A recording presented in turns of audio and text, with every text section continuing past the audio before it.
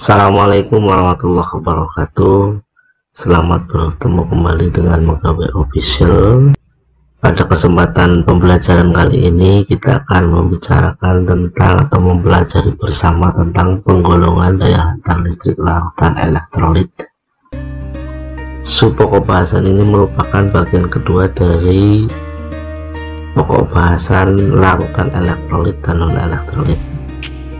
Sedangkan tujuan pembelajaran yang ingin kita capai pada pembelajaran kali ini adalah yang pertama, peserta didik dapat mengidentifikasi larutan elektrolit kuat dan larutan elektrolit lemah.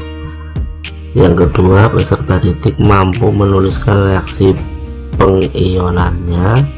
Yang ketiga, peserta didik mampu menganalisis ciri larutan elektrolit kuat. Dan yang keempat, peserta didik mampu menganalisis ciri larutan elektrolit lemah. Itulah 4 tujuan yang ingin kita capai. Sedangkan sebagai pemahaman awal, mari kita lihat data hasil pengujian daya hantar listrik terhadap beberapa larutan.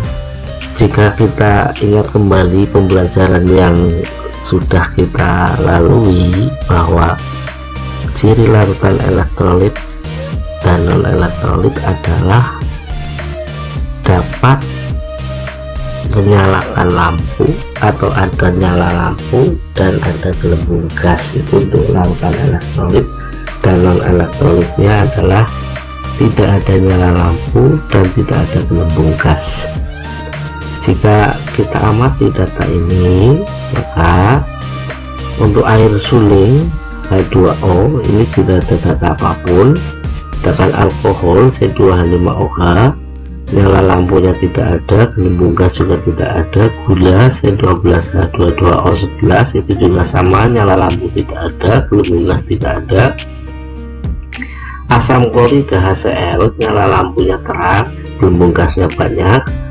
Natrium hidroksida sama, NaOH ini nyala lampunya terang, gelembung gasnya banyak. Asam cuka C3COOH, nyala lampunya redup bahkan hampir mati gitu ya. Kemudian gelembung gasnya ada tapi sedikit. Amonia NH3 itu juga redup, bahkan mungkin ada apabila Anda melakukan percobaan nanti tidak menyala tapi ada gelembung gas walaupun sedikit. Dan yang terakhir natrium klorida garam dapur, ternyata nyala lampunya terang dan ada gelembung gas. Nah, dari 7 data ini atau 6 data ini, 7 data ya, mulai dari alkohol sampai dengan natrium hidroklorida, itu ada 7 data. Maka kita bisa mengkelompokkan atau mengklasifikasikan data ini menjadi 3. Yang pertama, bahwa untuk alkohol dan gula merupakan larutan non elektrolit. Kalau tadi gejalanya tidak ada nyala lampu dan tidak ada gelembung gas. Sedangkan untuk HCl, NaOH dan larutan NaCl merupakan elektrolit kuat, karena tadi gejalanya nyala lampunya terang, gelembung gasnya banyak. Dan yang ketiga, NH3 dan CH3COOH asam cuka merupakan larutan elektrolit lemah. Dari cirinya atau gejalanya adalah lampunya redup atau bahkan nggak nyala, dan gelembung gasnya ada tapi sedikit ya. Ini klasifikasi yang bisa kita lakukan dari analisa data tadi. Nah, data pada percobaan di atas itu untuk asam klorida dan asam cuka menghasilkan data yang tidak sama. Asam klorida dan asam cuka walaupun sama-sama asam ya, asam klorida tadi nyala lampu terang, gelembung gasnya banyak. Sedangkan asam cuka nyala lampunya redup, bahkan mungkin nggak nyala kalau Anda nanti melakukan percobaan, gelembung gasnya sedikit.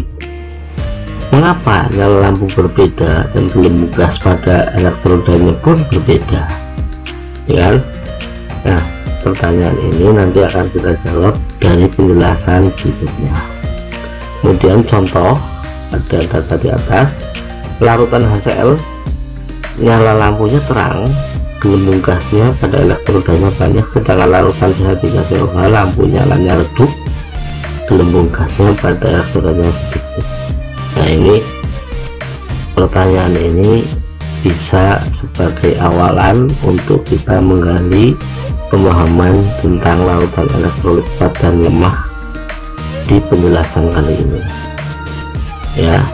Nah, kaitannya adalah dengan reaksi ionisasi ini ya. Reaksi ionisasi adalah penguraian zat dalam air menjadi ion ya. Semakin banyak jumlah ion yang terkandung dalam larutan elektrolit, maka akan semakin tinggi pula daya hantar listriknya. Ini kata kuncinya di sini. Semakin banyak jumlah ion yang terkandung dalam larutan elektrolit, maka semakin bagus pula daya hantar listriknya. Contohnya larutan ini HCl, H plus Cl min, ada elektroda kuat ya kan, itu termasuk elektrolit kuat. Sedangkan CH3COOH, H plus dan CH3CO minnya ini termasuk elektrolit lemah. Lautan elektrolit kuat mengalami ionisasi sempurna, sedangkan elektrolit lemah mengalami ionisasi sebagian. Nah, tandanya apa elektrolit kuat dan lemah? Lihat saja reaksi ini. Kalau elektrolit kuat tanda panahnya hanya searah, elektrolit lemah tanda panahnya dua arah. Ini berarti asam cuka dalam larutannya tidak semuanya menjadi ion H plus dan ion CH3CO min. Masih ada bagian yang utuh sebagai CH3COOH, sedangkan HCl tidak. Begitu HCl dilarutkan dalam air, semuanya berubah menjadi ion H plus dan Cl min. Ini berarti terionisasi sempurna, tidak ada lagi HCl yang masih utuh. Itu tentang reaksi ionisasi. Jadi dari reaksi ionisasinya itu berbeda. Yang elektrolit kuat hanya searah, sedangkan elektrolit lemah berjalan dua arah ionisasi. Jadi ionisasi sempurna, ionisasi sebagian istilahnya. Kita lanjutkan. Nah, dari sini maka ada derajat ionisasi. Derajat itu kan ukuran ya kan, ukuran kemampuan untuk mengionisasi. Perbedaan jumlah ion yang terionisasi disebut derajat ionisasi. Jadi kalau terionisasi sempurna berarti jumlah ionnya banyak, derajat ionisasinya tinggi. Sebaliknya kalau terionisasi sebagian berarti derajat ionisasinya rendah. Derajat ionisasi merupakan parameter larutan elektrolit, yaitu perbandingan jumlah mol dari zat yang terionisasi dengan jumlah mol zat mula-mula. Ini secara matematis seperti ini. Jumlah mol zat yang terionisasi, jumlah mol zat mula-mula. Untuk elektrolit kuat, derajat ionisasinya 1. Mengapa 1? Karena semuanya berubah menjadi ion positif dan ion negatif. Jadi 100% berarti. 1 itu berarti 100%.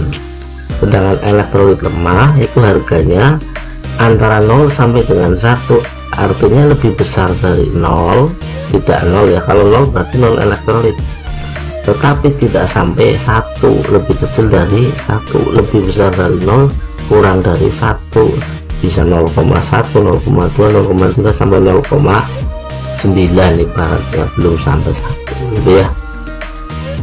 Ya, yang paling tengah-tengah berarti kan 0,5 ya, 50% saja ya. Jadi derajat ionisasi kalau dikatakan dalam persen, harga derajat ionisasi 1 artinya 100%. Kalau yang elektrolit lemah berarti tidak sampai 100%, tapi kurang dari 100%, tetapi juga tidak 0, karena 0 itu non elektrolit. Bandingkan gambar berikut sebagai penguatan penjelasan tadi. Larutan HCl yang terionisasi sempurna dan larutan H2CO3 yang terionisasi sebagian ya. Ini elektrolit kuat berarti semuanya berubah menjadi ion plus dan ion negatif. Bandingkan dengan gambar ini, elektrolit lemah, jadi ada ion positif, ada ion negatif, tapi ada yang masih utuh. Ini yang hijau, ini gambar hijau ini berarti masih utuh, tidak terionisasi menjadi atau tidak terurai menjadi ion positif dan ion negatif ya. Kalau ini semuanya menjadi ion positif dan negatif. Ini dari perbandingan kalau digambarkan seperti ini. Nah, yang kedua, larutan elektrolit kuat. elektrolit kuat adalah larutan yang punya daya hantar listrik besar karena seluruh molekulnya terurah menjadi ion-ion atau istilahnya terionisasi sempurna. Larutan ini memiliki nilai atau derajat ionisasi 1 atau mendekati 1, 0,99 mendekati 1. Ciri-cirinya, lampu menyala terang kalau dalam percobaan terjadi banyak gelembung gas, ya ini dua ini apabila dilakukan melalui percobaan, kemudian persamaan reaksi ditandai dengan satu arah pada arah ke kanan. Contohnya elektrolit kuat adalah asam sulfat atau air aki, natrium klorida garam dapur, dan kalsium hidroksida kapur. Ya, itu termasuk elektrolit kuat. Data reaksi ionisasi elektrolit kuat ya bisa diamati seperti ini. Asam klorida HCl terionisasi sempurna, tanda panahnya hanya 1. Asam sulfat juga terionisasi sempurna, semuanya terionisasi sempurna. Ya, yang perlu Anda ingat kembali tentang reaksi ionisasi adalah HCl berarti H-nya sendiri, Cl-nya sendiri, H2SO4 berarti H-nya sendiri, SO4-nya sendiri, NaOH, Na-nya sendiri, OH-nya sendiri, PaOH, Pa-nya sendiri, OH-nya sendiri. Diamati. H2SO4 berarti H-nya 2 jadi 2H+, SO4-nya menjadi bermuatan min 2. NaOH, Na+, dan OH-1 ya kan. PaOH 2 kali berarti Ca-nya ini Pa, ini Pa 2+ menjadi 2OH-. F salah. Natrium klorida ini berarti NaCl menjadi Na+ dan Cl-, ya ini salah saya. K2SO4 jadi 2K+, SO4 2-, dan yang ketiga adalah CaOH2, Ca2+ dan 2OH-. Tandanya ini terionisasi sempurna, itu tanda panahnya hanya satu arah yaitu ke kanan. Dan penjelasan berikutnya, pada umumnya larutan elektrolit kuat adalah larutan beberapa asam dan basa serta garam. Jadi jenis larutan elektrolit itu masuknya adalah asam, basa, dan garam. Sama halnya dulu saat Anda mempelajari larutan elektrolit ya kan. Contoh elektrolit kuat dari zat asam adalah HCl, HBr, Hi, H2SO4, HNO3, dan HClO4. Sedangkan namanya ini asam klorida, asam bromida, asam iodida, asam sulfat, asam nitrat, dan asam klorat. Sedangkan dari zat basa seperti natrium hidroksida, NaOH, KOH, kalium hidroksid, magnesium hidroksid, kalsium hidroksid, strontium hidroksid, dan barium hidroksid. Ini yang termasuk elektrolit kuat. Berikut ini adalah kation dan anion dari garam-garam yang dapat membentuk elektrolit kuat. NaCl, L ini L ya, L sama dengan Cl, dengan Br, dengan I, terserah. K dengan Cl, dengan B, atau dengan yang lain. Jadi yang termasuk kationnya itu Na+, Li+, K+, Mg2+, Ca2+, Sr2+, Ba2+, NH4+. Anionnya Cl-, Br-, E-, SO4 2-, NO3-, ClO4-, HSO4-, CO3 2-, HCO3 2-. Ya. Ini 1-, sorry, ini 1-. Yang ini 1-. Nah, itulah penjelasan tentang larutan elektrolit kuat. Catatannya di dalam elektrolit kuat itu, jadi semakin banyak ion maka semakin kuat elektrolit suatu zat. Contohnya larutan K2SO4 memiliki sifat elektrolit yang lebih kuat dibandingkan dengan NaCl karena memiliki jumlah ion yang lebih banyak. K2SO4 jumlah ionnya K-nya 2, SO4-nya 1 berarti 3 ya kan. NaCl, Na-nya 1, Cl-nya 1, tahunya 1 dari mana? Di depannya ini enggak ada angkanya, di depannya ini enggak ada angka. Kalau ini kan ada angkanya 2, kalau ini angkanya cuma 1, berarti yang 3, yang bawah cuma 2, maka lebih kuat. Semakin banyak ion yang terbentuk semakin kuat. seperti itu. Ini ion K-nya ada 2, ion S4 nya 1 kan itu ya. Nah sekarang yang ketiga adalah larutan elektrolit lemah. Larutan elektrolit lemah adalah larutan elektrolit yang mempunyai daya hantar listrik lemah karena hanya sebagian kecil molekulnya saja yang terurai menjadi ion-ionnya.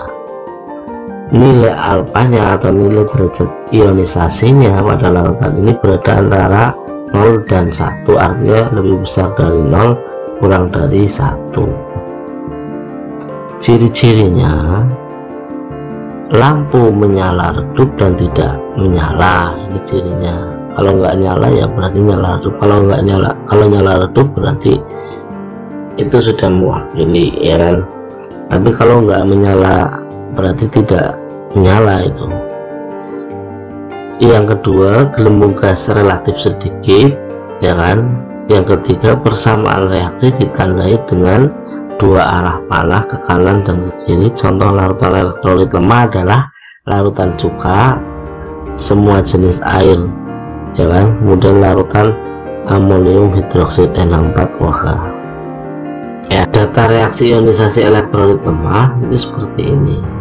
Asam asetat terurai menjadi H+ dan CH3CO-. Ini tanda panahnya bolak-balik. Asam sianid HCN menjadi H+ dan Cn-. Wah ya, H+ dan Cn- ini bukan H+. Tapi kemudian asam fosfat menjadi 3H+ dan PO4 3-. Amonium hidroksida, ini nyebar, amonium hidroksida NH4OH ya, benar ini salah ya, menjadi NH4+ dan OH-.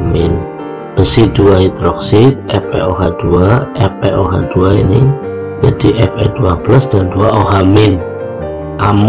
Aluminium hidroksida AlOH3 menjadi 3Al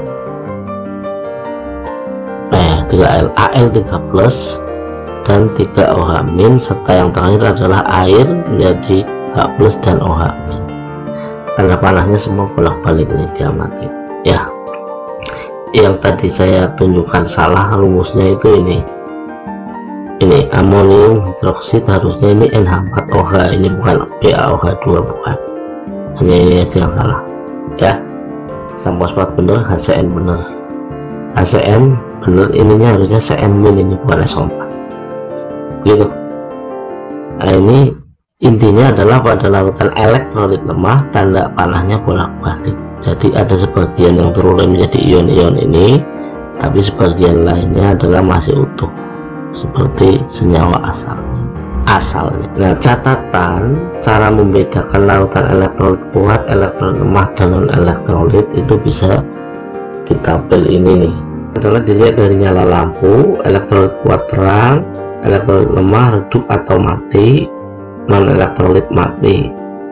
Gelembung gasnya, elektrolit kuat lemah ya, elektrolit kuat banyak, elektrolit lemah adalah sedikit, sedangkan non elektrolit tidak ada. Reaksi ionisasinya kuat sempurna, lemah sebagian, non elektrolit tidak terionisasi. Tanda panah reaksi pengionannya, kalau ini searah irreversible, kalau ini bolak-balik reversible dan tidak terionisasi. Jumlah ionnya banyak kalau yang kuat, yang lemah sedikit, yang non elektrolit tidak ada. Derajat ionisasinya, elektrolit kuat 1, elektrolit lemah lebih besar dari 0 kurang dari 1, sedangkan non elektrolit derajat ionisasinya 0 ya. Inilah yang bisa saya sampaikan untuk membedakan antara elektrolit kuat dan elektrolit lemah. Kurang lebihnya mohon maaf, semoga bisa dipahami. Saya akhiri, assalamualaikum warahmatullahi wabarakatuh.